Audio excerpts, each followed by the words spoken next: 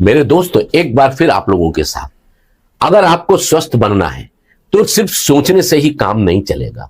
उसके लिए आपको सुबह उठना है, आपको एक्सरसाइज करनी है, आपको तकलीफें झेलनी पड़ेंगी, आपको प्रातःकाल ऑक्सीजन के वातावरण में अपने शरीर में ऑक्सीजन का संचार करना है, आपको कसरत करनी है, कष्ट उठाना पड़ेगा। अगर आपको बुद्धिमान बनना है तो केवल सोचने से नहीं, किताबें सर पे लादने से नहीं, आप पढ़ना पड़ेगा। आपको नई नई चीजें अपने दिमाग में लेनी पड़ेंगी। उसके हिसाब से आप बुद्धिमान बन सकते हैं। जिस तरह से एक नदी है, नदी कैसी होती है, उसके दोनों तरफ किनारे होते हैं।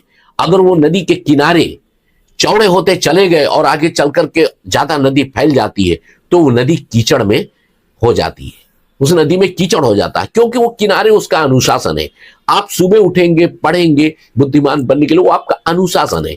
आप स्वस्थ होने के लिए सुबह कुछ करेंगे, वो आपका अनुशासन है। मित्रों, अगर आपको कोई चीज की चाहत है तो चाहत का जो बीज है वो अनुशासन रूपी पानी से ही आगे बढ़ता है। आपके अंदर अनुशासन रूपी पानी नहीं है, आपके अंदर चाहत है कि हम स्वस्थ बने, हम बहुत बुद्धिमान आईएएस पीसीएस या बहुत ही तरक्की वाले इंसान बने। आप सोचते रहेंगे कुछ नहीं, उसके लिए अनुशासन, आपकी चाहत रूपी बीज को अनुशासन रूपी पानी की बहुत जरूरत है।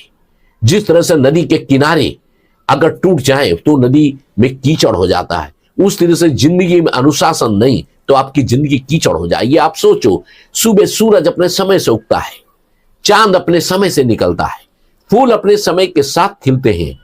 तो हमारे जीवन में अगर हम अनुशासन ये नहीं लाएंगे तो क्या हमारा जीवन सफल होगा? मित्रों, कहने का मतलब यही है, आज से अनुशासन प्रिय हो, बिना अनुशासन के कुछ नहीं होता है।